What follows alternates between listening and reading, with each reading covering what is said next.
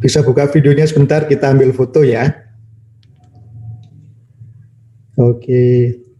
Nasri, Izul, Riana dari PB ya. Rizal, Fikri, Asari, Nona Ivan, Siti.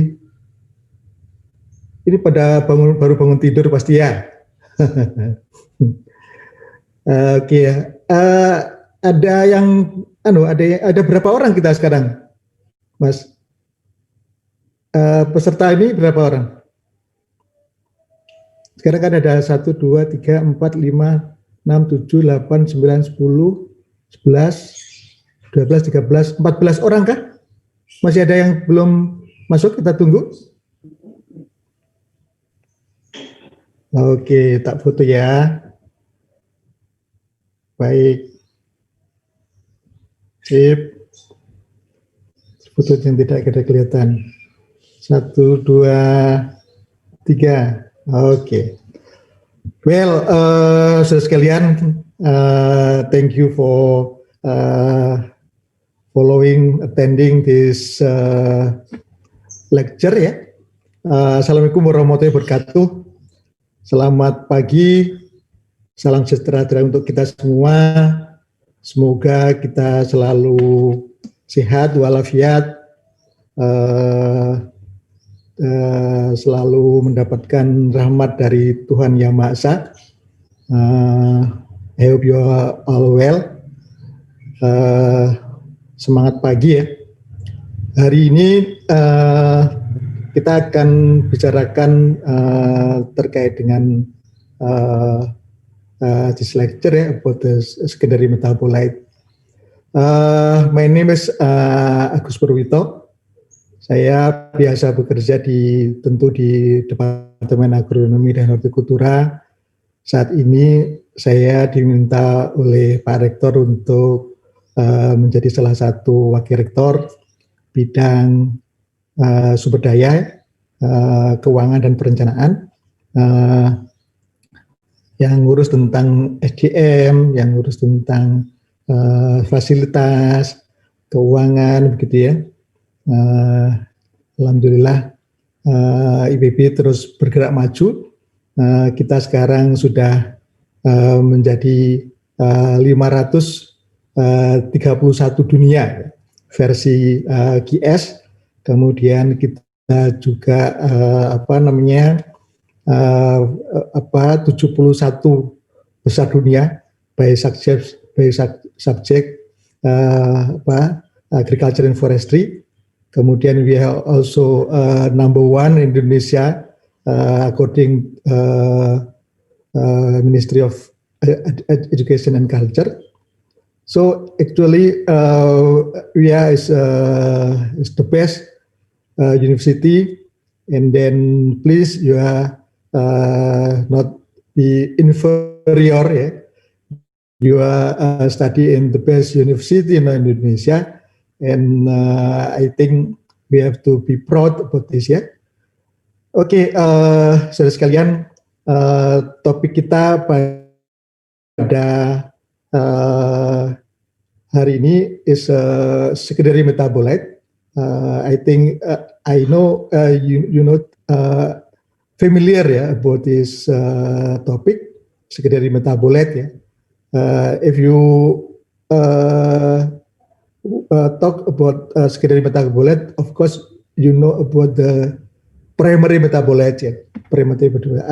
I will share screen ya. I will share screen about this. I think this is I make this in English ya. I think if you want to know about the material in regular class, you can contact with your friend in other group, but you can see about the secondary metabolite produksi metabolit. I think this is actually the material for regular in bahasa Indonesia ya. And this is I have used this for another class this afternoon, but I use my slide now in English. In English, yeah. Yeah, in English, this one. I use in English this one. I hope this more informative for you, yeah. More informative for you about this. Okay, secondary metabolites production in vitro, yeah. My name is Agus Purwito. I think you know about this topic, yeah, plant secondary metabolite.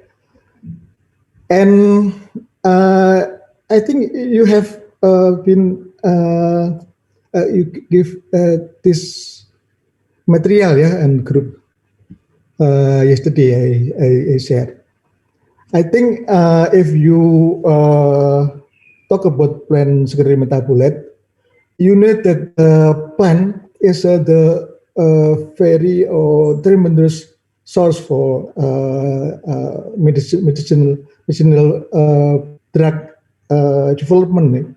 So in every plant, this is they can produce secondary metabolite, and then now it's become important for article. And then a lot of country developing this kind of medicine in every disease. Yeah.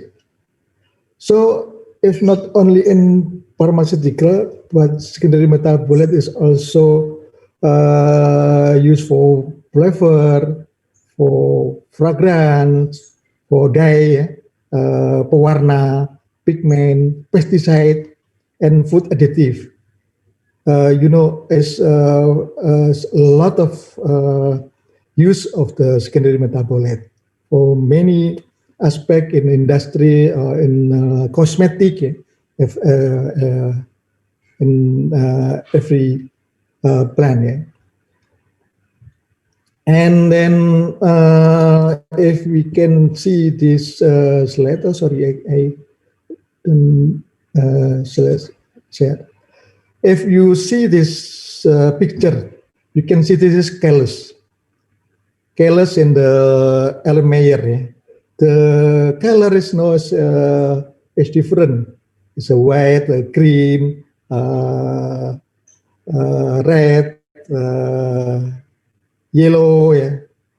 Many color. Yeah. This is describe that metabolic secondary is very lot, and then the variation is high, variasinya sangat tinggi. And then if we know about the secondary metabolite, we have to know about the primary metabolite. Jadi in addition of the produce of sugar, amino acid, nucleic acid, fatty acid, to maintain cell structure and function. Jadi selain kita tanaman memproduksi gula, kemudian asam amino, asam nuklear, juga fatty acid, asam lemak, untuk to maintain the cell structure and this function, plant is also produce complex secondary metabolite. Yeah. Secondary metabolite. So we know about the primary metabolite, and the second is secondary metabolite. Why we have to divide between secondary and primary metabolite? Because this function, yeah. This function. If we talk about primary metabolite, it is we already know, kita sudah mengetahui fungsi dari primary metabolite. Kita tahu fungsi dari gula, ya. Kita tahu fungsi dari amino acid untuk menghasilkan protein, ya. Kita tahu terkait dengan nucleic acid untuk DNA, gitu ya, fatty acid segala macam. Itu kita sudah tahu sebagai primary metabolite. But kita juga mengetahui tanaman memproduksi banyak sekali, ribuan produk yang masih belum kita ketahui.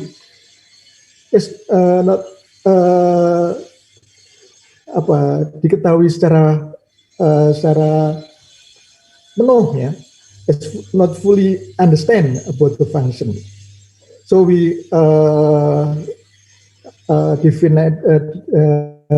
golongkan itu sebagai secondary metabolite. Nah, apa sebetulnya fungsi dari secondary metabolite ini? Jadi yang pertama adalah tentu sebagai defense system, sistem pertahanan. Sistem pertahanan dari tanaman itu menghadapi virus, menghadapi bakteria, menghadapi cendawan.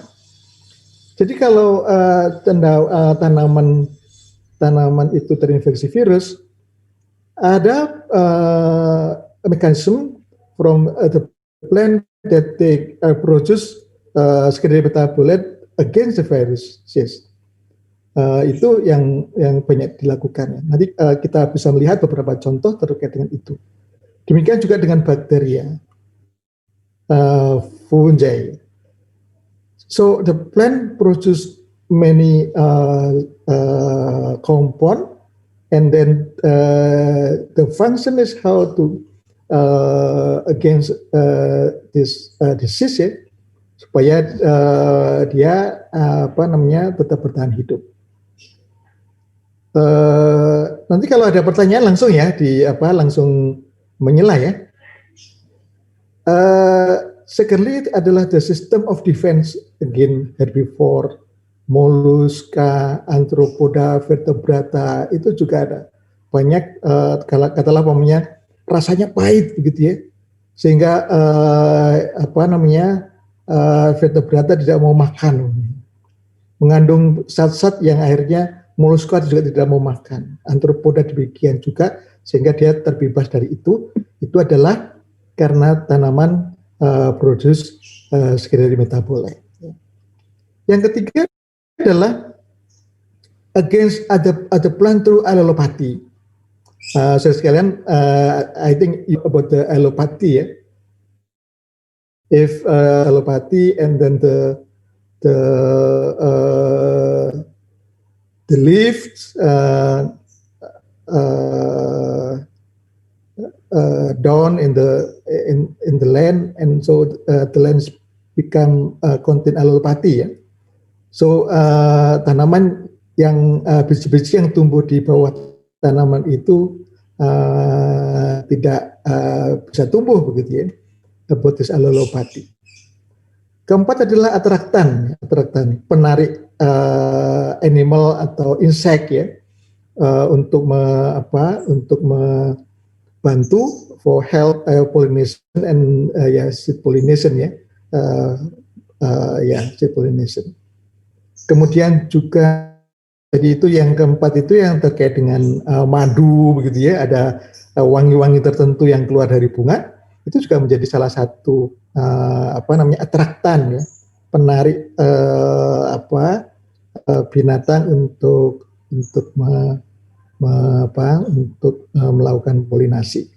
Kemudian juga nitrogen, kemudian transport sistem, ya, nitrogen ada di dalam satu zat, kemudian ditransportkan sebagai bagian dari kandungan secondary metabolite. Termasuk juga against UV. UV ini ultraviolet ini kan terus-menerus menerangi dari tanaman, ya, dan itu tentu akan bisa merusak apa yang dirusak kira-kira DNA-nya, ya, DNA-nya. Kalau tidak dia akan mutasi akan mutasi, akan ada perubahan-perubahan struktur DNA-nya. Oleh karena itu untuk menghindari itu ada mekanisme dari skenario metabolit juga gitu ya. Mungkin juga banyak mekanisme yang lain di molekular biologi ya. Tetapi ada juga yang diakibatkan oleh skenario metabolit itu untuk protection ya against UV rays. Sampai di sini ada pertanyaan? Cukup jelas ya? Jelas? Jadi kalian tidak tidur kan ya? Izin bertanya Pak. Iya. Ya, perkenalkan saya Muhammad Ovi ingin bertanya. Jadi primary metabolite adalah molekul that are essential for growth and development of an organism. Jadi essential for growth, essential untuk pertumbuhan dan perkembangan. But the secondary metabolite is the molecule that are not essential. Not essential yang tadi itu, makanya fungsinya seperti itu tadi kan. Not essential for growth and development. Tapi untuk against disease ya, itu menjadi sangat penting. Nah, primary metabolite is the compound involved in the process of main physiological function ya. Main physiological function yang utama, and the mechanism is that already know, jadi sudah diketahui. Sedangkan secondary metabolite is still not fully ya, is still not fully known. Jadi masih banyak yang kita belum ketahui. So against that they are the phytochemical that do not participate in the plant metabolism, they are not directly needed, not directly needed by plant, tidak secara langsung diperlukan oleh tanaman itu sendiri. As they do not perform any physiological function, jadi karena itu tidak secara langsung diperlukan. So the production, the content of secondary metabolite ini is not high.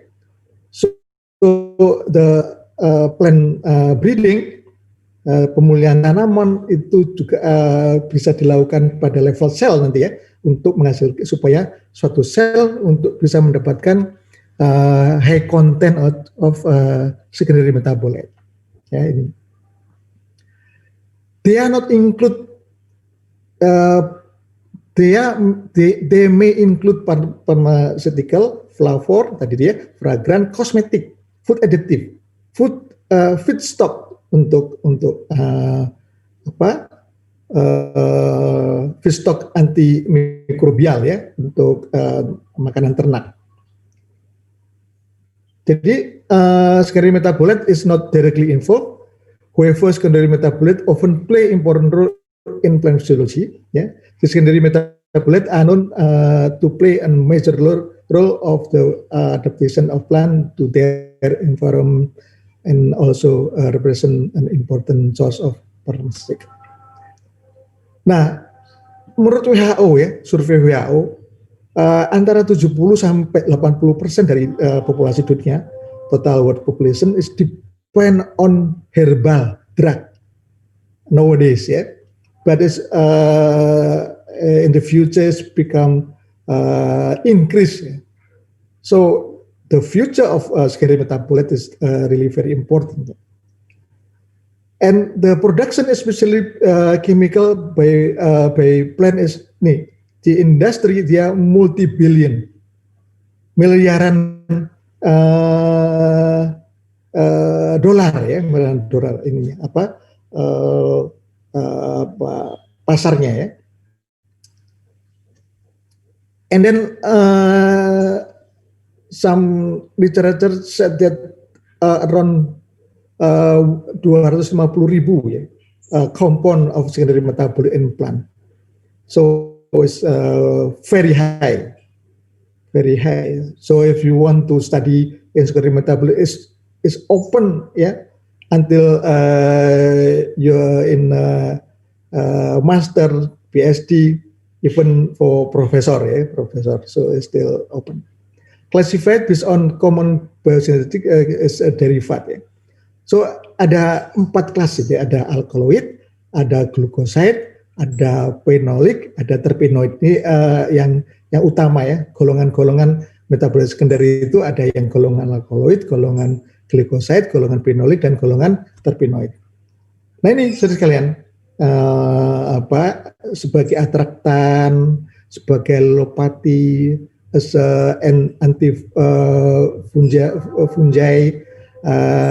anti bakteria, antiviral, insect repellent, toxic vertebrata. Ya, you can read this compound type-nya. Some of this compound type I think you already familiar, ya. Apa kira-kira ada kumarin mungkin, ada tannin, ada apa ini, I think you carotenoid, ya. Flavonoid. This is all of the biological function of secondary metabolite. Ya. Atraktan, allelopati, antifungal, antibakteria, antiviral, insect repellent, and toxic for vertebrata. Nah, untuk manusia tadi itu pharmaceutical, fragrant, flavor, gas, stimulan, insecticide, sweetener. Ya. Kalau pharmaceutical macam-macam, ya. Untuk batu-batan, ya, kodein, untuk quinine, diosgenin, macam-macam. Ini salah juga ini. Bukan biological function, but source of plant, ya. Kalau diosgenin ini dihasilkan dari Dioscorea. I think Dioscorea. Kalau quinine ini dari Zinsonal, Kina, ya.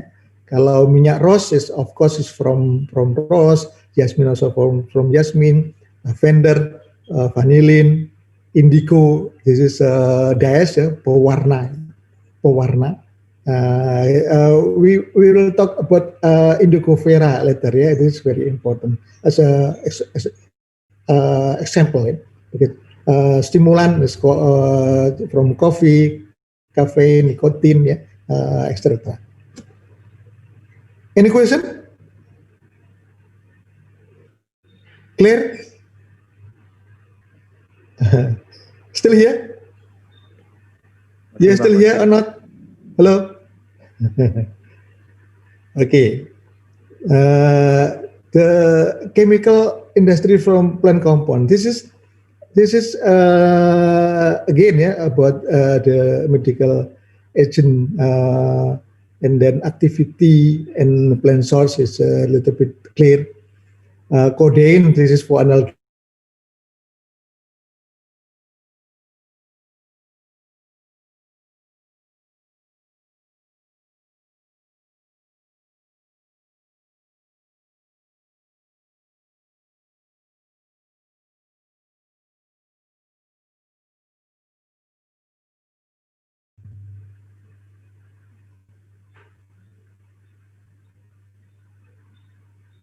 What's her?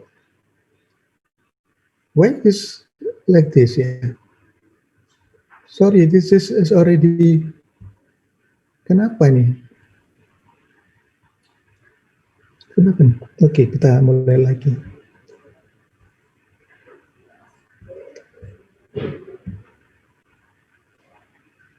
Yeah, quinine is anti-malaria. Pilocarpine is colic, from cardiovascular, anticholinergic, etc. Yeah. This is for function of activity of this metabolite, secondary metabolite. What about the price? It's very incredible, yeah. If we talk about famblastine, yeah, it is for leukemia. Harganya is 10,000 US dollar per gram. So if we talk about rupiah, berapa itu? Kali 15.000 berapa? 75 juta, ya. 75 juta rupiah per gram. Asmalin, kemudian digitalis 3.000 kilogram per gram 33.000 US dollar per gram, macam-macam gitu. Spermin 30 dolar per kilogram. So we can talk about how to produce this, how to increase, meningkatkan kemampuan dari sel untuk produksi sekunderi metabolit dalam jumlah besar. Kemudian menggunakan media apa, kemudian menggunakan bioreaktor apa, gitu ya, agar supaya in order to produce secondary metabolite in the high quantity, in the high quantity, in the high quality of the product. We will talk later. Ya. Nah ini asmalin harganya seperti apa, dioksin seperti apa, semuanya itu kita bisa lihat harganya bukan main ya, bukan main. Sikonin harganya seperti itu. Nah, saudara sekalian, dari mana asalnya metabolit sekunder? Ya. Dari mana how this secondary metabolite be produced? Ya. We can talk about physiology. Ya. Of course, we start from photosynthesis. Yeah. Photosynthesis from CO2 plus water, yeah, with sunlight. So we can we know about the reaction of the photosynthesis. From photosynthesis will be produce sugar. Dari sugar ini apa yang dilakukan? Part of the sugar, of course, will be the process of respiration. Yeah? The process of respiration become produce amino acid, become the protein, and then will be coenzyme I, and then become what about this? Or if you talk about acetyl CoA. You remember about what? Apa yang Anda ingat dengan coacetyl enzim A? Siklus Krebs. Apa, Mbak? Kalau kita bicara ini, tentu kita akan mengingat tentang siklus Krebs, ya, siklus asam sitrat, ya, respirasi di situ. Kemudian ini masuk di sini. Nah, ternyata di sini selain respirasi utama ini, the sugar can also produce many things. Ya. Will produce cyanogenic, produce glycoside, because glucosinolates, ya, produce saponin, produce cardiac glycoside, yeah? And then from this will become also combined with other produce from asam citrat cycle, become phenol and lignin, and then also become flavonoid, become tannin, become fatty acid, a lot of components. And if you see this, probably more clear, yeah, more clear about this CO2, and then photosynthesis, and then become glucose, and then glucose, and then this lot of physiological pathway, and become one of the cycles of citric acid, and then a lot of the components of secondary metabolite. Yeah, this is the main. I think you have to know. You already know about because you already have attended the lecture about physiology, plant physiology. And then if we more deeper about the physiology, you can see that a lot of reaction from, tidak perlu dihafal tentu ya, ini sangat ini. A lot of reaction dari siklus-siklus tadi ini menjadi ini. Ini adalah apa ini? Kira-kira? Apa kira-kira ini? Ini adalah apa? Enzim ya. Ini ada enzim, ke sini ada enzim jadi ini jadi enzim dari sini. Ini akan memproduksi di sini. Kalau kita mau memproduksi vanilin di sini, tetapi di sini masih ada enzim, maka produksi sini akan terbagi gitu ya. Terbagi ke sini ke sini sehingga vanilinnya kecil gitu ya. Oleh karena itu plant breeding should have the breeding program untuk membuat vanilin ini dalam jumlah besar, ya, dalam jumlah besar. Nah, kemudian juga demikian seterusnya, banyak sekali gini ya. So if we talk about secondary metabolite, you have to know what is the target compound of the interest, ya. If your interest is the let's say L-tryptophan, you can see if you are from here, so your source of biochemical will be through this pathway and then become L-tryptophan. Yeah. So if you know that is a lack of the compound here, so there will be effect of the production. Yeah. From here, produce it here, and there will be how the plant mengatur produksi ini, karena mungkin the production of L-tryptophan dalam jumlah besar mungkin akan menjadi racun gitu ya.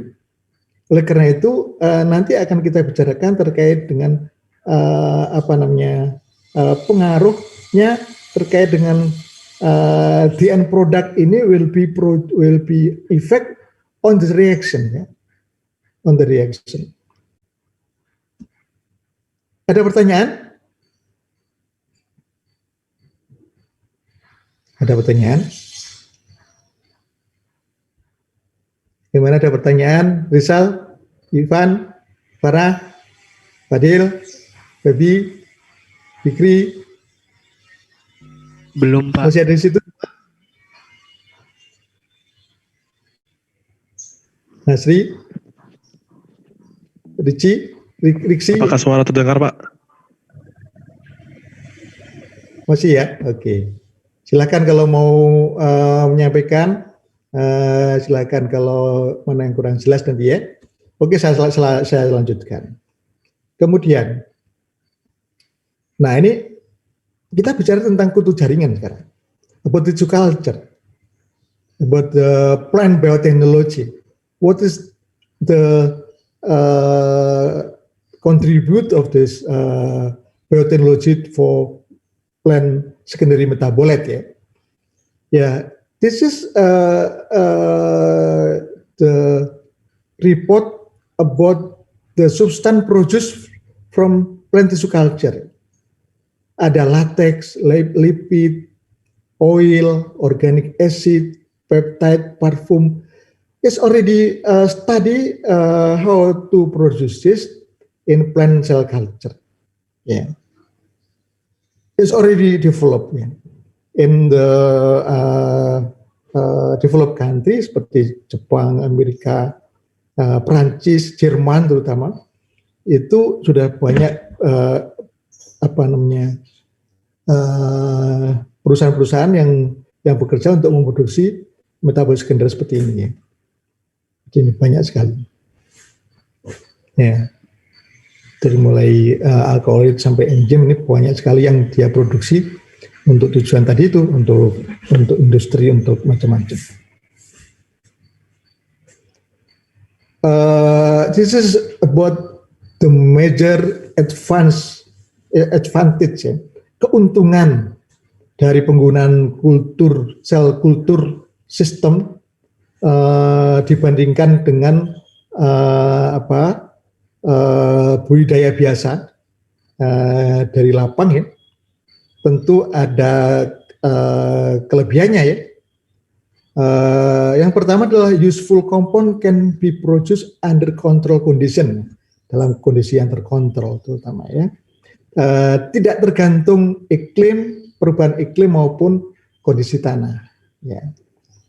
Tentu yang kedua adalah free from microbe and insect, karena di dalam kultur yang steril ya, steril. Kemudian the cell of any plant could be easily be multiplied to yield their specific metabolic secondary metabolite. Lebih mudah untuk memproduksi ini ya, untuk meningkatkan, untuk untuk mempurifikasi segala macam itu lebih mudah yang berasal dari plant cell culture.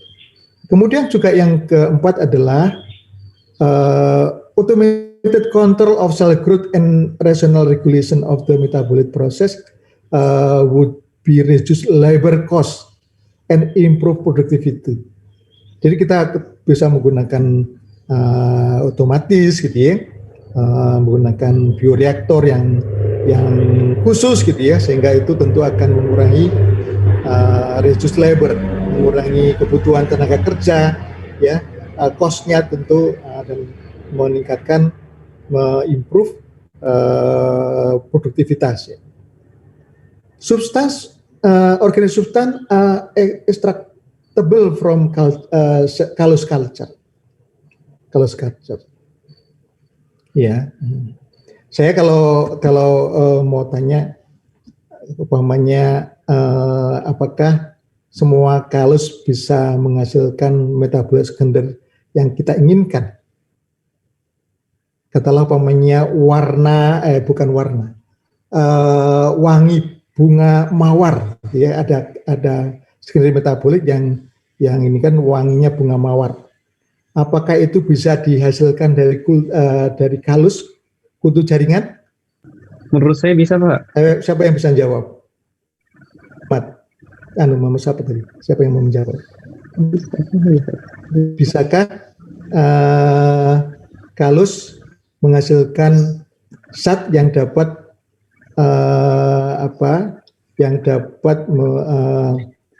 callus yang dapat menghasilkan wangi bunga mawar? Coba Fikri mau jawab, Fikri. Menurut saya bisa, Pak. Ya, Fikri, coba. Pak, mohon izin, Pak. Mana Fikri? Pak. Halo? Aduh. Kok nggak ada suaranya? Pak. Halo, ya. Ya, Fikri. Ada yang mau dijawab? Ada yang bisa menjawab? Halo? Ya. Ya, sebelumnya mohon izin, Pak. Sepertinya suara dari tadi tidak terdengar, Pak. Oh, gitu ya? Iya, Pak. Aduh. Tadi sudah ada yang mencoba untuk bertanya, Pak. Mohon maaf, Pak. Iya, nggak apa-apa. Ya udah. Coba tadi, sorry, ini komputer saya mungkin yang ini ya. Baik, silakan yang mau bertanya, silakan. Sekarang waktunya bertanya apa saja yang dari mulai awal tadi ya. Ayo. Ya, Fikri dulu ya bertanya. Ya, Pak, mohon izin, Pak. Tadi terkait yang apakah callus bisa menghasilkan secondary metabolit seperti wangi bunga mawar itu ya, Pak, tadi. Iya. Menurut saya bisa, Pak, selagi dia itu melakukan metabolisme di dalam si selnya itu sendiri gitu. Karena kan proses dari metabolisme itu sendiri kan dikode oleh DNA ya. Ini dari apa yang saya coba untuk gabungkan dari yang pelajaran-pelajaran yang lalu itu. Seperti itu, Pak. Kalau warna wangi bunga mawar kan itu dihasilkan oleh kelopak bunga ya. Sementara daunnya tidak menghasilkan wangi bunga mawarnya ya. Iya nggak? Iya, Pak. Mungkinkah kalau tanaman bisa menghasilkan wangi bunga mawar? Kalau misalnya metabolismenya itu tidak terkait dengan diferensiasi sel, jadi callus itu sendiri kan merupakan satu bentuk yang terdifferensiasi begitu Pak. Mungkin itu menyebabkan apa ya? Menurut saya dia itu bisa selagi dia itu tidak terdiferensiasi seperti itu Pak. Oke, apakah nanti diskusi aja ya? Apakah kalau kita nanti coba aja di lab umpamanya suatu waktu, apakah kalau tanaman mawar wanginya seperti bunga mawar, gitu. Itu kan apakah tanaman itu berbau wangi pada saat berbunga? Ya. Apakah wangi itu ada mulai dari bijinya juga wangi, akarnya juga wangi, daunnya juga wangi, gitu ya? Apakah terus bisa wangi terus? Nah, ya, jadi sekalian kita terkait dengan ada organ dependent dan not organ dependent. Ya. Organ dependent itu artinya apa? Artinya produk itu hanya bisa diproduksi pada organ-organ tertentu. Akar namanya. Kalau ginseng itu, panah ginseng is produced from root. Ya, from root. So secondary metabolite system in cell culture is how to produce root. The tons bertonton gitu ya, bertonton root ya, produce in cell culture because it's not kalau is not produce panah ginseng ya, is only produced in root system. Ya. So we can kenapa begitu? Kita akan bicarakan terkait dengan ekspresi gen ya. Gen itu akan terekspresikan, ada yang sifatnya inducible gene and non-inducible. Kalau inducible itu they can express if ya several condition gitu. Katalah dia sudah dewasa, katalah dia dalam keadaan kondisi kering kan, kalau di tanaman itu nanti dia akan bunganya menghasilkan sesuatu karena ada sequence gen itu yang hanya terekspresi kalau ada situasi tertentu, katalah ada menghasilkan dari metabolit tertentu, menghasilkan yang supaya yang promotornya itu, nanti kita bicara promotor ya, ada promotor dan ada terminator yang memulai ekspresi gen itu dan yang mengakhiri gitu. Kalau promotornya tidak bekerja, walaupun ada gennya juga tidak bekerja. Oleh karena itu ada yang sifatnya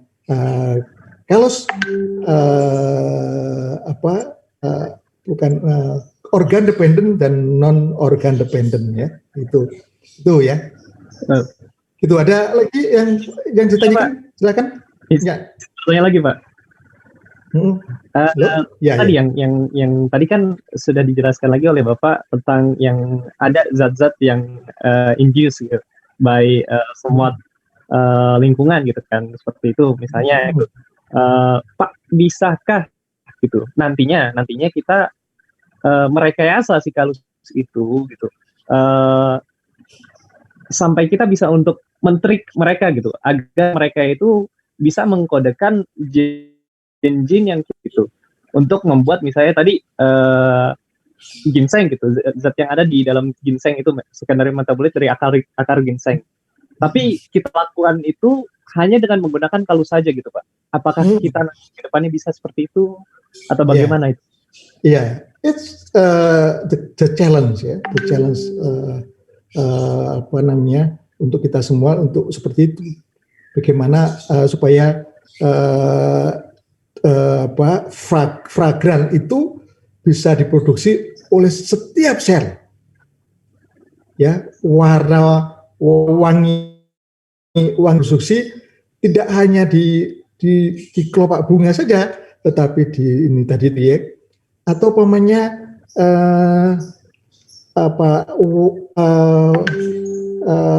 apa namanya, bau jeruk itu kan ada gennya itu ya, itu bisa diekspresikan tidak ada di jeruk tetapi umpamanya di rumput, nah gitu, supaya rumputnya beraroma jeruk, gitu kan.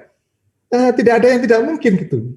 Supaya apa? Kalau Messi jatuh naik bermain bola, kemudian tersungkur di rumput-rumput sepak bola itu, wanginya itu adalah wangi buah jeruk, gitu.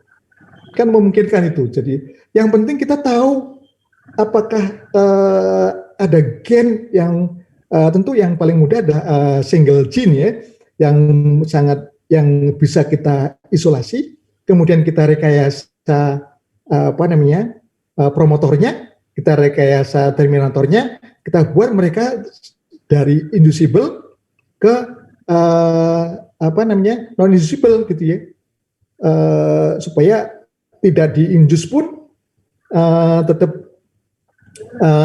terekspresi gitu. Nah itu memungkinkan. Tapi kalau sifat-sifat itu dikendalikan oleh banyak gen, itu yang tantangan buat kita gitu. Gitu tuh ya, yang terkait dengan ekspresi dari gen di tanaman. Nah, ekspresi gen di tanaman itu sebetulnya gen itu semuanya ada. Gen wangi bunga itu ada di semua sel. Tapi kenapa di sel tertentu saja dia terekspresi?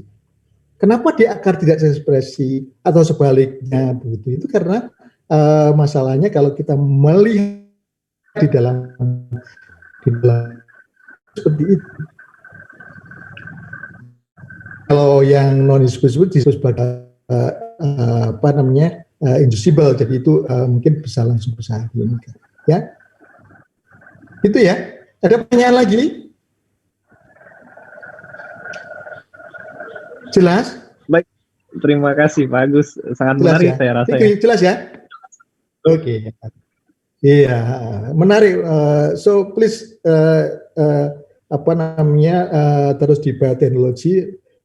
This is the future of plant technology ya. Perlu banyak orang yang memperdalam ini. Nah, kemudian what is the challenge of the use of in vitro culture production of secondary metabolite? Apa sebetulnya tantangannya? Tantangannya apa kalau kita mau memproduksi secondary metabolite? Ya, satu adalah the ability to obtain culture system. Sistem kulturnya harus seperti apa?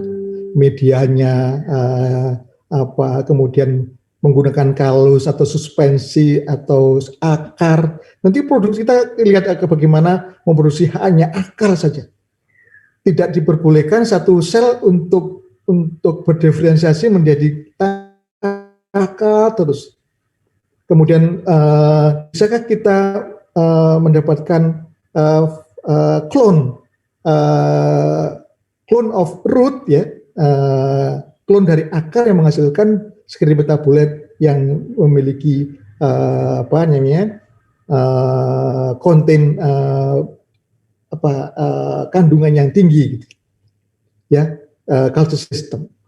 Kemudian the proper bioreactor. Ya, jadi bioreactor seperti apa agar supaya genetic and biochemical capabilities itu bisa dieksploitasi. Wah, itu yang penting dalam secondary metabolite. Jadi yang penting satu adalah target of compound. Komponnya apa?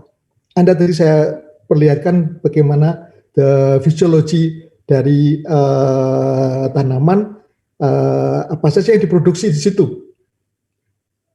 Ratusan ribu di situ ya. Yang mana? Sehingga Anda harus tahu targetnya mana, pathway-nya seperti apa. Ya, source komponnya dari mana.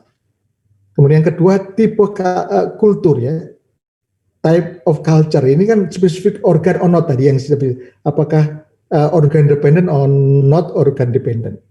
Ini juga penting. Kalau non organ dependent berarti kita produksi kalau saja. Kalau organ dependent berarti kita mau tidak mau harus memproduksi organ, mau daun, akar dan sebagainya. Kemudian yang ketiga adalah improvement of cell line ya, galur sel. Jadi galur selnya itulah yang kita lakukan sehingga kita tidak pemuliaannya bukan plant breeding tetapi cell breeding untuk memproduksi secondary metabolite yang tinggi gitu. Jadi harus ada metodenya sendiri untuk memproduksi galur sel ya, galur sel. Nah kalau tidak bisa maka ada dua cara itu dengan cara yang disebut sebagai semi-sintetik. Jadi prekursor sumbernya tadi itu bisa menghasilkan zat tertentu. Tapi zat tertentu ini untuk menghasilkan kata tadi untuk vandolin bukan fasmalisin gitu ya. Itu ternyata susah tanaman. Walaupun produksinya sedikit, tetapi oleh karena itu dari yang diproduksi terakhir tadi itu dalam jumlah besar kemudian kita tambahkan, kita masukkan dalam proses reaksi kimia biasa gitu dengan katalisator tertentu sehingga akan menghasilkan produksi yang banyak. Jadi semi gitu ya, dua metode gitu. Semi ada metode cell culture dan metode reaksi kimia. Ya, kemudian yang ketiga adalah biokonversi. Jadi mengkonversi. Jadi sekarang kan kita anggap bahwa sel is fabrik ya, factory ya. Pabrik biologis gitu. Sehingga kalau kita punya bahan baku dalam akan menghasilkan sel yang lain. Jadi itu bisa sebagai biokonversi. Kita masukkan sel A, kemudian masuk ke dalam suatu sel, keluar adalah sel A1. Dan sel A1 nya yang penting untuk industri. Itu yang disebut sebagai biokonversi. Yang keenam adalah medium composition dan efek nutrien. Jadi Anda tahu medium Murasikienskuk, medium Gambok, medium ada ratusan mungkin bahkan ribuan medium composition ya. Mana yang paling tepat? The proper medium for production of secondary metabolite. Jadi banyak berpengaruh itu. Secondary media itu, apa mediumnya, apa komposisi unsur makronya, unsur mikronya gitu ya. Kemudian juga termasuk di effect of environment, kemudian elicitor. Nanti kita akan bicara dengan elicitor yang ke-8. Itu adalah bahan yang kita tambahkan. Mungkin sedikit sebagai racun ya. Kalau pahamnya hifa dari fungi setelah disterilisasi dimasukkan ke dalam kultur dan itu akan menginjus seperti tadi saya sampaikan bahwa itu kan berfungsi sebagai defense system. Oleh karena itu kita berikan aja racunnya.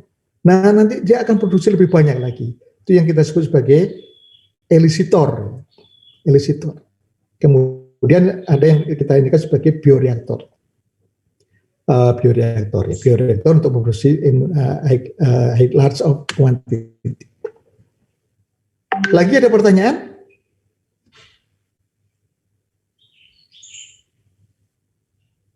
Jelas? Oke. Maaf Pak, izin bertanya tadi terkait bioreaktor tadi sepertinya di saya agak putus-putus Pak. Oke. Jadi bioreaktor ini nanti akan kita diskusikan lebih lanjut. Jadi nanti ada suatu sistem yang besar gitu ya, pabrik yang besar gitu ya. Tentu produk ini bentuknya ini adalah wadah yang steril gitu ya, yang isinya adalah medium, kemudian ada pengaduk segala macam yang akan memproduksi sel dalam jumlah besar. Dalam jumlah besar, kapan dipanen, umur berapa, dalam kondisi seperti apa. Karena kita nanti akan belajar bahwa jumlah sel yang bertonton itu belum tentu menghasilkan sekretari metabolit yang lebih banyak. Mungkin massa sel atau kalus yang lebih sedikit menghasilkan sekretari metabolit yang lebih banyak, ya. Karena itu penelitian menunjukkan tidak hanya fresh waste is not only the factor can produce the large quantity of secondary metabolite, but also umur dari kultur, warna kulturnya nanti seperti apa, itu juga bisa menentukan. Itu ya tentang bioreaktor. Nanti kita bicarakan secara khusus tentang bioreaktor ini. Ada lagi? Baik, Pak, terima kasih banyak, Pak. Izin bertanya, Pak. Ya, silakan Mas Susi. Ini Pak, jadi saya mau tahu tentang LC terlebih ya Pak ya. Karena tadi kan sebelumnya sempat dijelaskan juga kalau di kultur jengan itu perlu media yang steril ya Pak.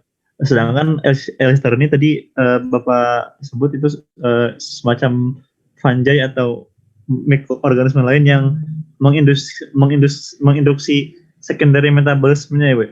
Nanti mungkin apakah si elicitor ini punya syarat tertentu atau bagaimana Pak? Terima kasih Pak. Ya. Kalau elicitor yang kita masukkan itu harus kita sterilisasi dulu Mas. Kita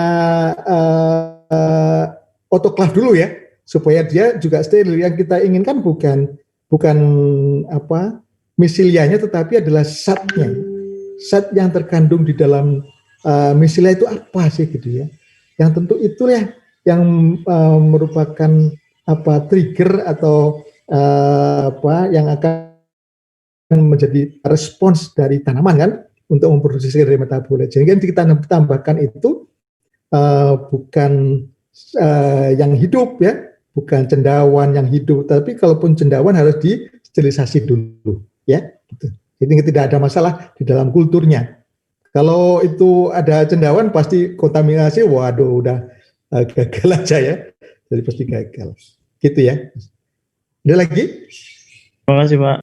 Ya oke. Masih ada lagi? Oke, saya teruskan ya. Nah ini yang penting adalah improve dari sel lain, galur sel. Galur sel ini macam-macam itu tingkah lakunya gitu ya, sel itu. Ada yang tadi yang saya sampaikan, kalau produk akhir itu tidak boleh banyak-banyak kan di dalam tanaman. Karena kalau dalam tanaman dalam jumlah besar maka akan menjadi racun. Katalah punya L-tirosin tadi tidak boleh banyak-banyak. Oleh karena itu tanaman punya mekanisme. Mekanisme itu disebut sebagai feedback inhibition. Feedback inhibition. Jadi produk akhir itu, final product itu akan akan menghambat reaksi selanjutnya, sehingga itu tidak pernah ada overproduction, ya, tidak pernah ada overproduction. Oleh karena itu harus dibuat satu sel lain, galur sel yang memungkinkan tidak adanya feedback inhibition gitu. Ya. Yang kedua adalah meningkatkan konsentrasi enzim. Nah tadi kan saya sampaikan di itu bahwa ini kan pokoknya enzim ya, semuanya ada ini enzim. Jadi di dalam sel itu kan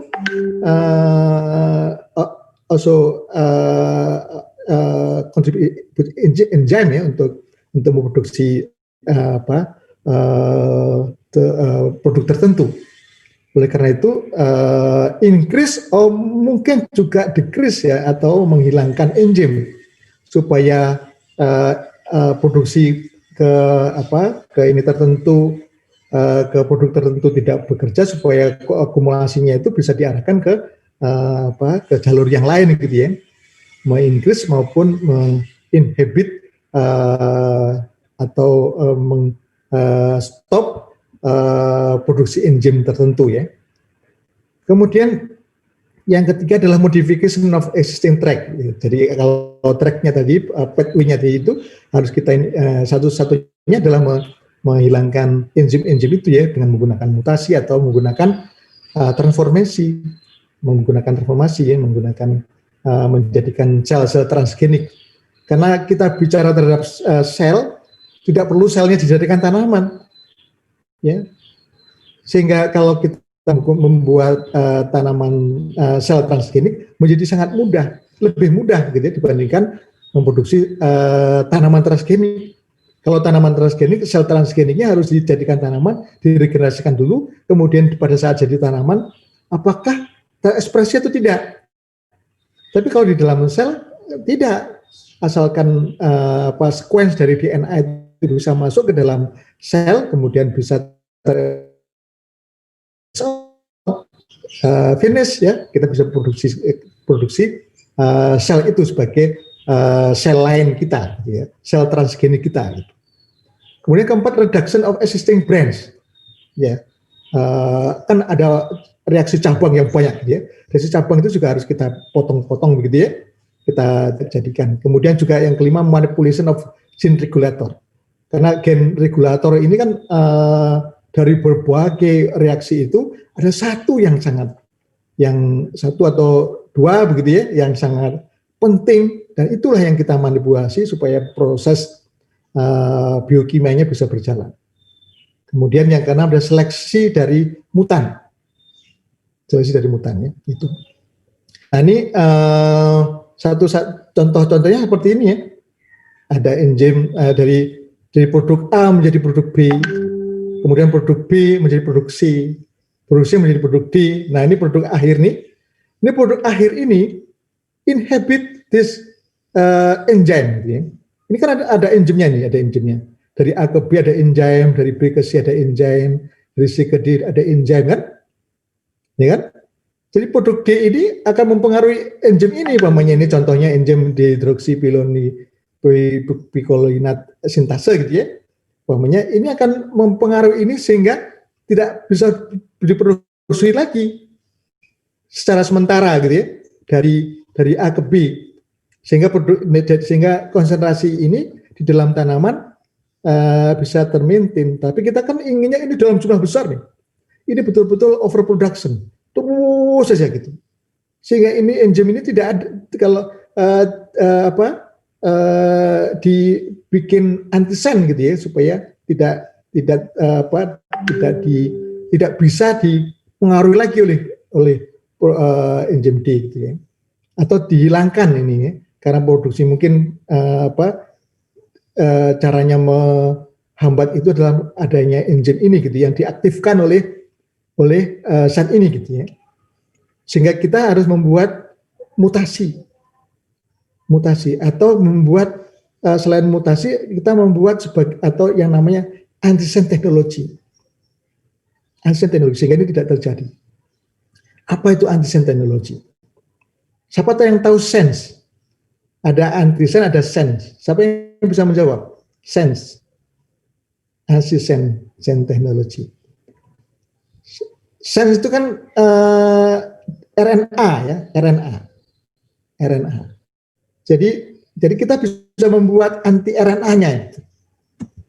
Ini contohnya ini nih ya, antisen. Jadi ini adalah antisennya. Kalau biasanya itu dari DNA itu ditranskripsi menjadi RNA, mRNA. Kemudian mRNA ini terus ditranslasi menjadi protein ini, menjadi asam amino, kemudian menjadi protein kan. Nah kita bisa membuat antisen ini, cDNA ya, artinya cDNA itu kebalikan. Kita bisa membuat melalui PCR, bisa membuat yang namanya cDNA. Nah, cDNA ini kemudian kita bisa membuat DNA-nya, kemudian kita bisa memasukkan di dalam genomnya di sini, sehingga dia akan memproduksi, selain memproduksi mRNA yang sudah sudah ada sebelumnya, sel ini juga bisa memproduksi antisen. Sehingga apa yang terjadi pada saat tanaman menghasilkan RNA, dia juga menghasilkan antisennya, maka RNA itu diblok oleh antisen ini, diblok warnanya begini. Nah, sehingga pada saat diblok maka tidak terjadi translasi, sehingga tidak akan terjadi protein atau enzim tadi itu, ya. Sehingga dengan cara demikian maka enzim ini tidak ada gitu ya. Oleh karena itu bisa diteruskan, bisa diteruskan karena D ini sudah kalaupun ini tidak ada lagi enzim ini, karena secara DNA-nya tidak menghasilkan enzim ini, sehingga proses ini bisa terjadi gitu ya.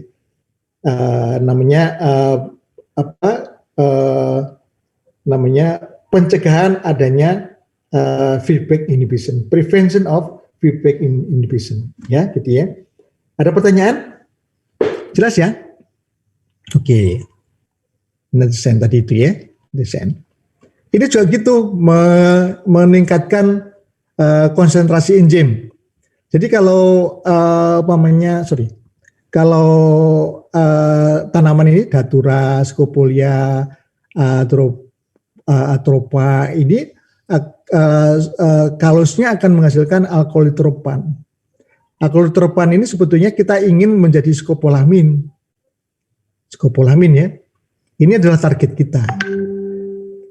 Tetapi saudara sekalian, ada reaksi cabang kan.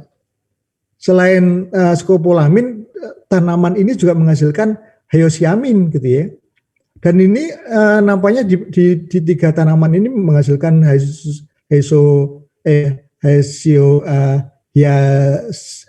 hyoscyamin yang tinggi gitu ya.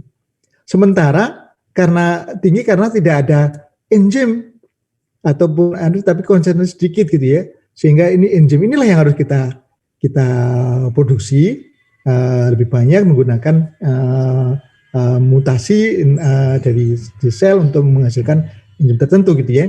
Sehingga dari sini bisa menghasilkan skopolamin yang tinggi gitu ya, untuk meningkatkan konsentrasi dari enzim. Itu salah satu cara ya yang kita bisa lakukan di dalam meningkatkan itu. Ini mainnya di mutasi maupun di transgenik gitu ya, kebanyakan di sini. Termasuk juga reaksi cabang ini juga demikian, dari root culture menghasilkan bermacam-macam gitu ya, sehingga menjadi pseudotropin. Ini pseudotropin ini dalam jumlah besar gitu, karena ada yang sangat besar enzim pseudotropin redutase. Nah, inilah yang kita harus membuat antisen pseudotropin redutase ini sehingga tidak ada nih. Sehingga ini bisa jalan begitu itu sampai jadi skopolamin. Ini juga salah satu caranya ya. Caranya banyak cara yang kita bisa lakukan, termasuk juga untuk manipulasi gen-gen regulator. Kalau ini prekursor terus menjadi produk, ini menjadi proses yang panjang tadi ya.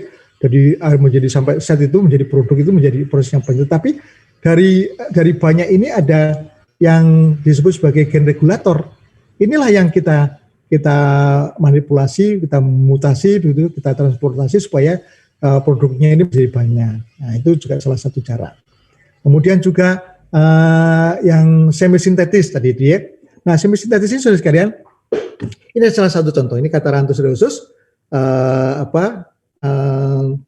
akan menjadi fimblastin di dalam sel, tetapi produksinya sangat rendah ini. Jadi Catharanthus ini hanya memproduksi vandolin, tidak bisa produksi fimblastin yang banyak ini. ya, sebenarnya yang banyak. Yang banyak adalah apa? Vandolin dan katarantin.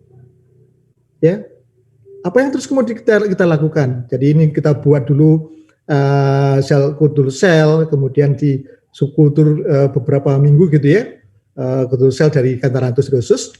Kemudian dari situ selnya itu difilter, kemudian di plant, di tanaman, ditanam dalam medium beberapa minggu, kemudian hasilnya adalah sel lain melalui proses tertentu menghasilkan galur sel yang bisa meningkat produksinya sampai 5-7 kali. Ya, bisa meningkat produksi vandolinnya itu 5-7 kali. Jadi kita sekarang prosesnya adalah menghasilkan vandolin yang banyak dengan cara membuat galur sel atau sel lain yang bagus sehingga produksinya bisa 5-7 kali dari yang normal. Ya. Nah, setelah itu kita ini dari sel galur lain tadi kita masukkan ke dalam media yang mengandung 5-metiltriptofan. Nah, 5-metiltriptofan ini sebetulnya kan asam amino analog ya, yang sebetulnya ini adalah racun, sehingga produksinya akan bisa bertambah lagi. Racun.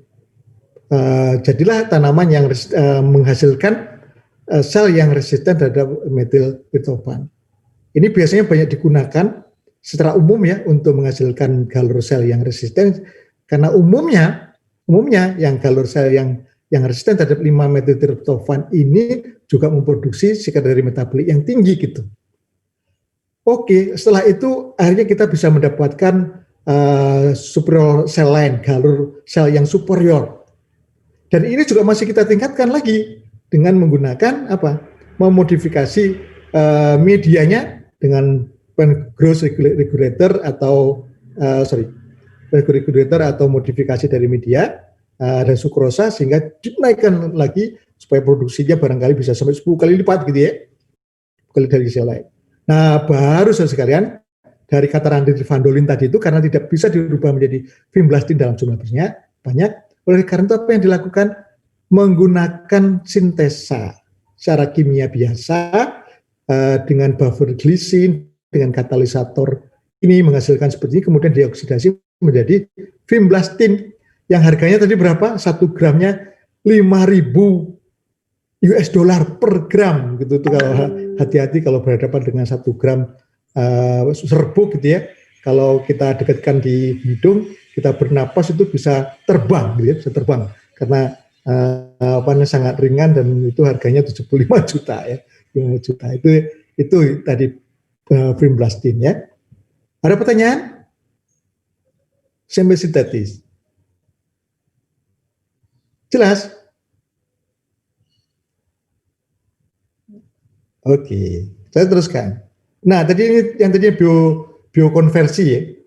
Biokonversi. Jadi karena masalah reaksi tadi kultur tadi tidak mungkin menghasilkan dalam jumlah banyak, maka yang kita bisa lakukan adalah memasukkan prekursor, kemudian menghasilkan zat gitu ya, dengan bantuan enzim tertentu yang di dalam tanaman. Ini contohnya nih, biokonversi menggunakan mikroba. Digoksin dimasukkan sel culture menjadi digitoksin ya, menjadi digoksin. Nah, itu salah satu caranya ya, dengan menggunakan mikroba yang inaktif ya. Ini juga sudah masuk ke ilisitor sebetulnya ini. Nah, ini juga gitu, L-tirosin menjadi L-dopa. L-tirosin masuk sel suspensi, kemudian jadi L-dopa. Sel suspensi dari mucuna priorian atau mucuna penolosidase ini kemudian menghasilkan L-dopa. Nah, L-dopa ini ternyata dirilis to the medium culture ya. So from L-dopa they release to culture medium, and then after this we can purify the L-dopa anti-Parkinson ini to purify, and then we can sell this product ya. Nah ini saudara kalian, because of organ dependent, ya, because of organ dependent. So we have to produce organ. We have to produce organ. Yeah, we have to produce organ. Actually, if we can produce suspension, this really very efficient, yeah, for several plants. But this is tentu higher cost, and then some compound is not economically with suspension culture karena itu membutuhkan effort yang lumayan cukup besar. Kemudian heterogeneity juga sometimes is quite high, and then sometimes also is not stable from culture to culture, ya, karena it is we deal with the cell life, sel hidup, ya, life cell. Kemudian cell with rapid growth will dominate culture. Jadi ada beberapa sel tertentu yang mendominasi sel culture dalam jumlah banyak, sehingga jadi banyak yang sel-sel ini biasanya tidak mengandung skenario metabolik yang tinggi gitu ya, itu sangat tidak efisien, ya, tidak efisien. And then some specific compound dependent organ tadi, organ dependent. Ya. Nah ini contohnya, root is most important for secondary metabolite, seperti root panak ginseng atau Lithospermum ini sangat penting. Ini sikonin, ya. Ini sikonin for dye, untuk pewarna, ya. Oleh karena itu kita bisa saja menggunakan yang namanya agrobacterium, ya, yang mempunyai plasmid RA ini untuk produce hairy root, ya, rambut-rambut akar. Ya ini organ dependent, harus diproduksi tanaman, harus diproduksi bunga, ya, kemudian harus diproduksi akar nih. Ini akar nih, kita produksi akar sedikit kemudian jadi akar yang banyak. Nah, this also akar. This is for production of roots, ya, in the culture. But you can also use RW plasmid. Ini adalah salah satu cara. Nanti tahun 2 minggu lagi kita akan bicara terkait dengan DNA. Ini adalah sudah pernah dapat ini, ya, terkait dengan transformasi. Transformasi itu tentu menggunakan plasmid, ya, yang paling banyak digunakan. Ini kita bisa lihat di sini ada virulent region, ada origin of replication dari untuk mereplikasi plasmid. Ini gen ini gen gen yang berbentuk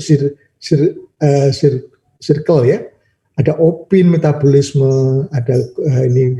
Kemudian yang ditransformasikan ke dalam tanaman adalah T region, ya, namanya, ya. Yang ada batas kiri dan batas kanan. Ada left T DNA border, ada right T DNA border. Inilah yang ditransformasikan. Nah ini bisa diganti gen apa saja, ada gen gajah, ada gen harimau, ada gen wangi bunga, itu ditaruh di sini nih, taruh di sini.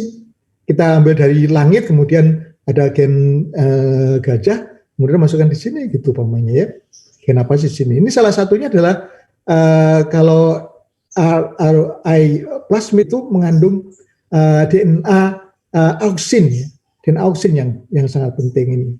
Ini bisa dihilangkan ini yang sitokin ini, gen auksin. Nah kalau kita pindahkan ini ke dalam tanaman, maka tanaman akan menghasilkan auksin yang banyak. Tidak pernah menghasilkan tunas, sehingga menghasilkan akar. Terus karena ada sekarang di DNA-nya itu ada ini nih, ada T region ini yang mengandung auksin, ya, produksi auksin IAAA, ya, dan hasilnya ini jadi pada waktu T plasmid itu masuk ke dalam di sini, sehingga sel ini akan menjadi sel transgenik yang mana di dalamnya ada tDNA, ya, masuk terintegrasi, ya, di dalam genom tanaman, ya, dalam genom tanaman. Satu aja genom tDNA di dalam satu kopi. Nah ini hasilnya nih saudara sekalian. Ini adalah akar, kemudian menjadi akar yang banyak, akar dan akar terus. Anda ambil satu tip of this root and then you can put in the namanya bioreaktor. Bioreaktor ini tadi yang tanya, bioreaktor ini mirip kayak gini, tapi ini bisa 1 ton capacity of bioreaktor tank, ya. Itu bisa memproduksi semuanya akar, ya. Ini adalah akar, semuanya akar, tidak pernah menghasilkan tunas, sehingga kita hanya menghasilkan akar. This is important for specific plant who can produce secondary metabolite from root, ya. Nah ini akar semua terus menjadi akar penuh, sehingga kita bisa memanen akar itu dan kemudian kita extract from the root, and then we can make the cell line itu transgenik tadi itu dengan merubah the medium, the environment, everything in order the production the root product ini menghasilkan high quantity of target, ya, produk targetnya. Ada pertanyaan? Ada pertanyaan? Kita sampai jam berapa ya? Jam 9.40 bukan? Mas? Ya Pak, sampai 9.40 Pak. Halo. 9.40 ya? Nah ini, jadi kita advantage dari hairy root ini adalah genetically stable, kemudian high production, the culture can grow under the phytohormone free. Jadi tidak perlu kasih hormon lagi kan? Kenapa? Karena sudah transgenik dan sudah ada DNA, segmen DNA yang menghasilkan tadi itu gen gen IAA tadi yang menghasilkan IAA, ya, menghasilkan auksin. The culture show fast growth which reduce the culture time and easy to handle, ya, the handling, ya. Nah, ini yang menggunakan root culture, ada L-dopa tadi kita bicarakan, ada sikonin, ada anthraquinone juga menggunakan root culture, ada berberin, macam-macam ini, ada rosmarine acid, ada quinine. Malaria sekarang sudah bisa menggunakan akarnya, ya, tidak harus menanam malaria gitu, ya. Ternyata sudah bisa dari akar tanaman itu. Nah ini faktor affecting, apa yang mempengaruhi secondary metabolism? Tentu ada kultur media, ada environment, ada type. Nah, jadi kultur media itu culture condition itu include the media, prekursor itu adalah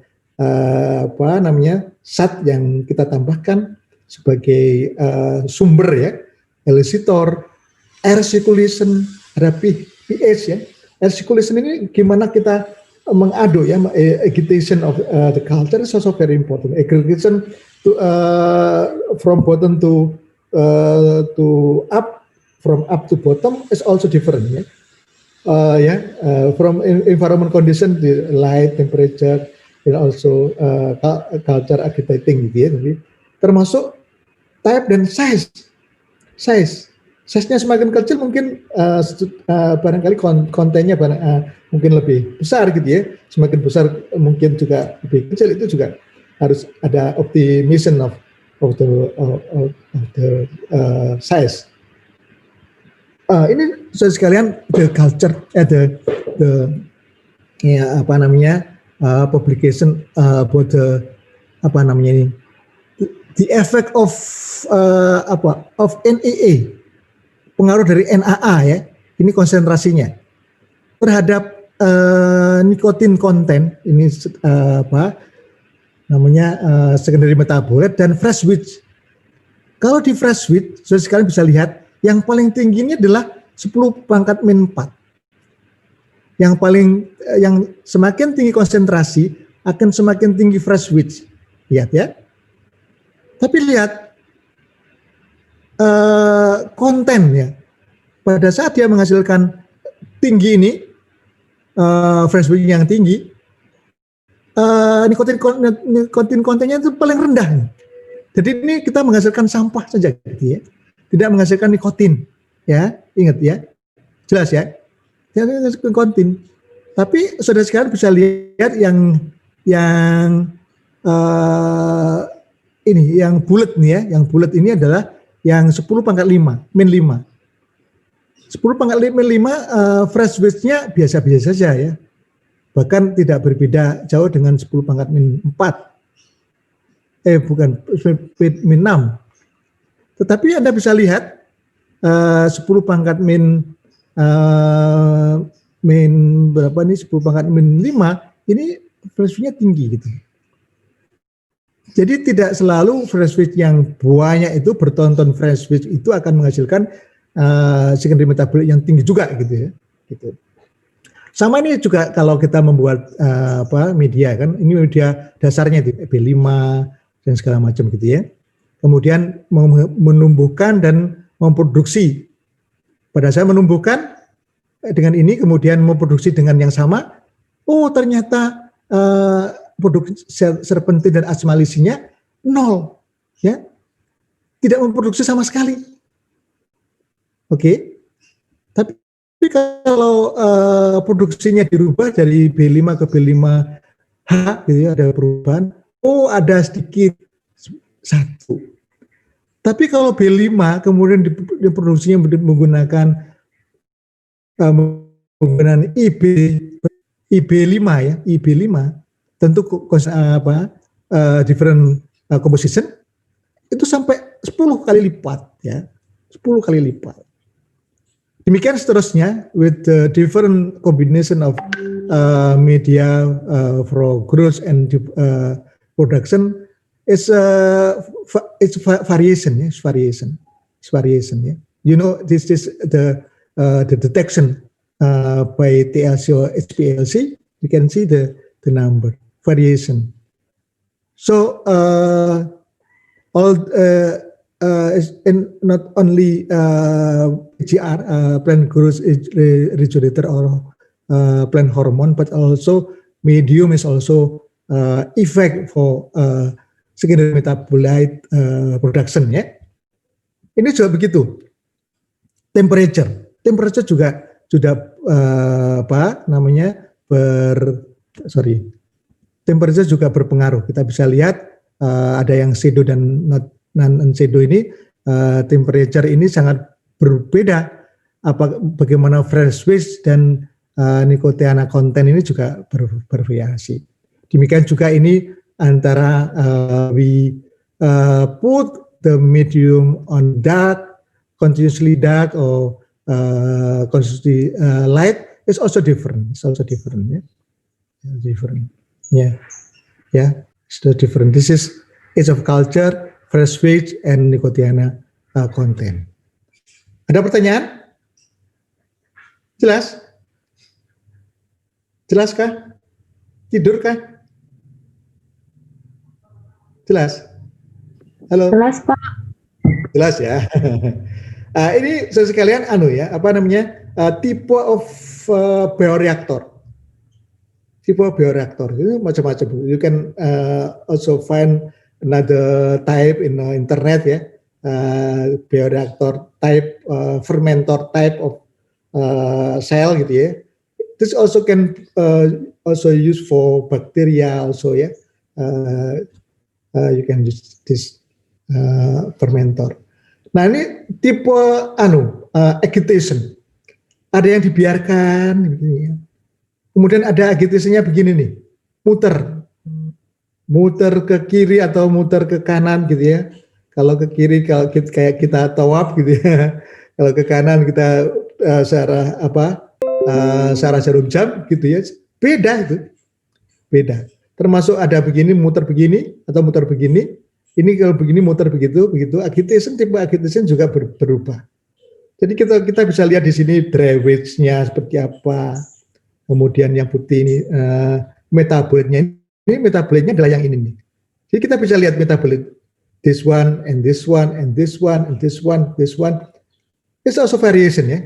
variation of product, you know. So you can choose the best, the best agitation. If you can see this, the agitation, the best is which one? This is the best. This is the best. Yeah, this is the best. Yeah, the best. You know, the best is like this. From the top like this, gitu ya. Thread in the sini. This is the best. Okay, it's different. Now this is how to select superior clone ya. To select superior clone. Ya, waktunya habis sedikit lagi. Dan ini cara menseleksi nih. Ini bagaimana kita akan mendapatkan Euphorbia milii with produce cell with paling merah, the reddest sel gitu ya.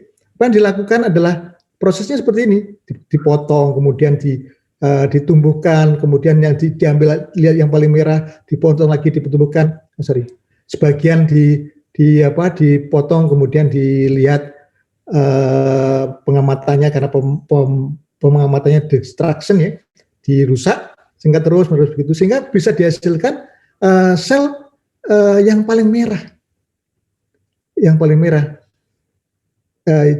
merah is the red aggregation was divided into several segment, which is the reddest pieces were recorded and then placed on the agar medium. Jadi yang paling merah kita akan dapatkan, supaya itu yang akan kita pakai untuk membuat menumbuhkan tanaman untuk mendapatkan pewarna yang paling merah gitu ya.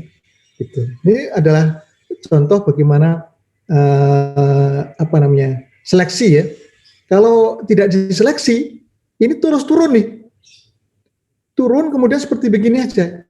Tapi kalau kita seleksi dengan cara demikian bisa naik seperti ini. Terus bisa naik dari sini, nggak turun tapi naik begini. Ini terus bisa naik begitu ya, bisa naik. Jadi ini the effect of cell selection ya, cell line selection ya. Oke. Nah ini contohnya sekalian peningkatan produksi dari nikotin cell culture yang biasa sekian, kemudian variannya bisa menjadi 8 menjadi 20, sekitar 3 kali gitu ya. Dogus corota antosianin culture system 6, kemudian kita variannya bisa 8 dan seterusnya, bervariasi ya. Jadi ini proses peningkatan produksi melalui peningkatan dari anugalur sel. Ini bahasa Indonesia. Nah ini elicitor ya, elicitor. What is elicitor? Elicitor is the compound of biological origin ya. Biological originnya berasal dari bahan-bahan biologi ya, yang dapat menstimulasi produksi dari sekunderi metabolit ya. Jadi berasal dari, jadi ini ada yang mereka sebut sebagai ada endogenus, ada exogenus, ada biotik dan abiotik. Ini ternyata dimasukkan juga sebagai elicitor juga ya. Although this physical agent ya, atau chemical agent, but is also include in the elicitors. Kalau endogenus ini within plant cell, seperti pectin, pectic acid, cellulosa, esterase. This also we can put this in the medium, and then the function is as elicitor ya. Kemudian yang exogenous tadi yang kita bicarakan, proses by microbes, kitin, kitosan, glukan, macam-macam. Termasuk juga all elicitor of biological origin, ini yang biotik ya, tadi yang misalia segala macam tadi itu masuk di biotik dan abiotik. Nah ini yang kita masukkan, sehingga ini bisa kita prosesnya kita sebut, fenomena ini kita sebut sebagai elicitation ya. Nah, proses dari elicitor ini. Oke, ini adalah contoh treatment of elicitor. Kontrol it's only process like this, like this. 2.5 from Diosgenin Dioscorea deltoidea Dioscorea deltoidea control produce this one, and then if we add, kita tambahkan Rhizopus akan meningkat Diosgenin ini Diosgenin. Ini untuk pil KB, untuk sterility. Fusarium sekian, ada yang naik seperti ini. Inilah adalah bagaimana proses. Jadi kalau ini fungi mycelia will sterilize and added 2 ml, ditambahkan 2 ml, 5 microgram diameter per milliliter to growing cell sekian gitu ya, selama sekian hari ya, 9 hari. The plant cell were harvested and assessed for the Diosgenin content on the day of 12. Jadi ini saudara sekalian yang terkait dengan Elicitor tadi. Nah, ini adalah bioreaktor, ini salah satu bioreaktor ya tadi, untuk memproduksi sikonin. Sikonin ini adalah yang dari Jepang dan dipakai untuk natural dyes, untuk silk, untuk sutra ya, termasuk juga kosmetik ini sebagai lipstick ya, natural kompon untuk merah itu ya, yang dipakai di Korea dan Cina. Nah, ini tanamnya seperti ini, kemudian akarnya seperti ini. Lycopersimum erythrosison ya. Ini derivatnya seperti ini, ada dioksisikonin, ada sikonin segala macam begini ya. Ini adalah derivatnya. Kemudian produksinya seperti ini. Kalau ditumbuhkan di lapangan ini perlu 5-7 tahun dengan konsentrasi 1-2% ya di akar. Produksi sikonin harganya sekian, $5.000 per kilogram. Ini contohnya temperatur maksimumnya sekian, suhunya sekian, regulatornya begini. Kalau kinetin sekian akan meningkatkan produksi. Kalau 2,4-D dan NA akan menghambat produksi, kemudian GA juga akan menghambat. Begitulah hasil dari penelitian-penelitian. Kemudian sukrosa seperti apa, nitrogennya seperti apa. Ini semuanya diteliti ya, diteliti. Nah, ini adalah caranya itu. Ada nih. Jadi sel tadi warnanya merah dimasukkan ke dalam di dalam tank ini ya, yang sekitar 200 liter nih. Anda bisa bayangkan kalau 200 gimana gitu ya. Mediumnya adalah medium MG5, kemudian setelah 9 hari dipompakan ke dalam filtratnya ini, dimasukkan ke sini, masuk ke medium M9, kemudian dari situ setelah beberapa lama dimasukkan ke tank yang lain yang kapasitasnya 750 liter. 750 liter. Setelah dengan media tertentu, setelah 14 hari warna menjadi merah ya. Menjadi merah dan ini dipanen. Jadi the cell culture is in the medium Mg 200 liter dan ditumbuhkan selama 9 hari. Kemudian difilter dan ditumbuhkan di dalam medium M9. Kemudian dipindahkan ke tank yang satunya dengan kapasitas 750 liter selama 14 hari. Berapa hasilnya? 5 kilogram. 5 kilogram selama berapa hari nih? 9 hari. Ya sekitar 1 bulan lah ya. 1 bulan dapat 5 kilogram. Harganya berapa? 5.000, 75 juta per kilogram. 75 juta kali 5 tuh 225 juta per bulan gitu ya. Jadi ini apa namanya potensinya ya, potensi seperti itu. Nah ini bagaimana apa perbandingan antara kultur dan cell culture-nya ini bervariasi seperti ini ya. Seperti ini. Kemudian, nah sekarang kita bicara sedikit tentang metabolomik. Saya boleh minta waktu 5-10 menit? Boleh nggak? Boleh, Pak. Dikit. Boleh ya, dikit aja.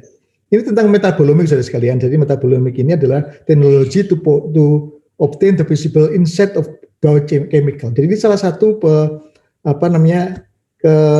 implementasi dari metabolisme sekunder ya, supaya kita bisa mengidentifikasi metabolisme sekunder di dalam tanaman seperti apa. Dan ini bisa kita pakai untuk pemulihan tanaman. Pemulihan tanaman menggunakan cara metabolomik ya, metabolomik. Ini salah satu contoh adalah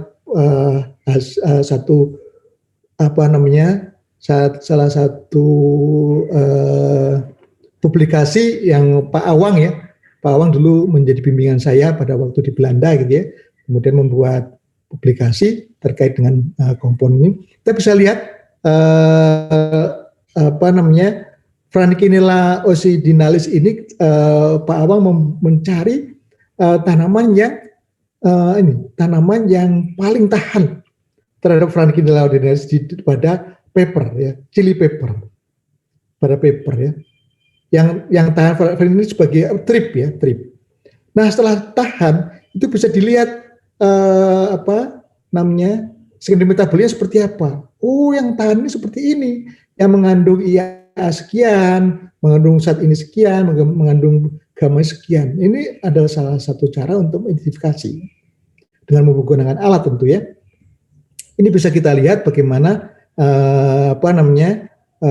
ketahanan terhadap tanaman itu bisa dilihat dengan cara melihat kandungan dari secondary metabolite. Gitu. Ini pesan itu saja.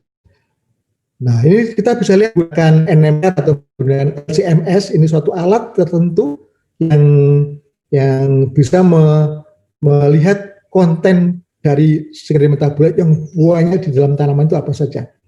Ada NMR, ini singkatan dari nuclear magnetic resonance, alat yang lumayan canggih. Kemudian ada LC-MS yang liquid chromatography mass metri. Ini juga bisa melihat, ini bisa lihat puncak-puncaknya ini apa. Ini bisa dipakai sebagai bahan untuk seleksi terhadap tahanan, terhadap apa. Ini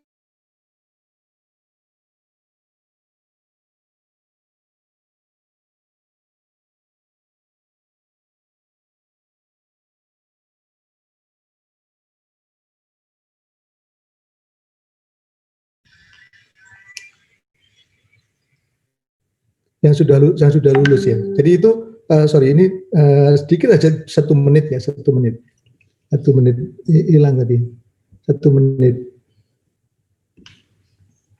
Yang sudah lulus, jadi kita bisa lihat ini adalah secondary metabolic change under vernalization and is related to the flowering. Jadi kita bisa lihat kalau tanaman mau berbunga itu,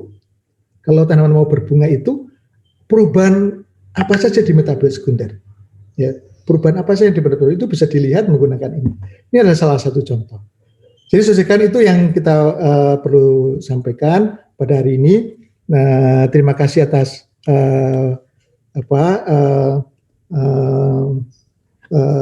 perhatiannya. Masih kalau ada pertanyaan dipersilahkan. 1-2 pertanyaan, monggo. Cukup? Baik, kalau sudah tidak ada, kita buka lagi videonya, coba dilihat. Kita mau lihat, tak foto lagi ya. Tak foto lagi kan? Tak foto lagi, galeri. Oke, ya. Baik, yang mudah-mudahan cukup jelas ini kuliah pada hari ini. Kalau besok minggu depan masih dengan dengan saya terkait dengan synthetic seed. Kalau hari ini masih belum ada yang belum jelas, dicatat, kemudian bisa ditanyakan besok pada minggu depan ya, pada waktu kita membahas tentang synthetic seed. Baik saudara sekalian, mohon maaf kalau ada kata-kata yang kurang tepat, tidak jelas gitu ya. Mudah-mudahan kita saling belajar ini. Anda semua juga bisa mencari, mengeksplor lebih lanjut di sumber-sumber yang lain, karena sekarang kan sumbernya dilihat di Google aja udah semuanya ada ya. Baik, ada yang perlu disampaikan apa saja, Pak Komti? Saya menyampaikan Pak, untuk absensi di IPB Mobile masih belum bisa untuk minggu ke-6. Oh ya, gimana caranya Mas? Sorry nih saya. Biasanya dari dosen yang mesti BAP dulu Pak. Oh, saya harus kemana? Saya kurang tahu juga Pak. Oke, nanti yang ini Mbak itu ya, Mbak siapa namanya? Mbak itu tadi, masih ada nggak Mbak? Ariana. Mbak Ariana ada, Mbak Ariana. Halo, Mbak Ariana. Mbak Ariana nggak ada tuh. Ya, paling tidak mudah-mudahan sudah saya ini saja. Saya itu aja, nanti kita bisa itu ya, bisa foto lagi aja. Itu, sorry, kita foto. Ini salah satu bukti. Baik, itu aja Bapak sekalian, teman-teman sekalian ya. Para mahasiswa mudah-mudahan selalu sehat, semangat ya. Jangan ini pantang menyerah dalam situasi seperti ini. Saya yakin saya sekarang juga sudah bosan di rumah, capek juga gitu ya. Mudah-mudahan kita tetap semangat. Baik, saya Heri. Wassalamualaikum warahmatullahi wabarakatuh. Waalaikumsalam warahmatullahi wabarakatuh. Terima kasih. Terima kasih Pak. Terima kasih ya. Yuk.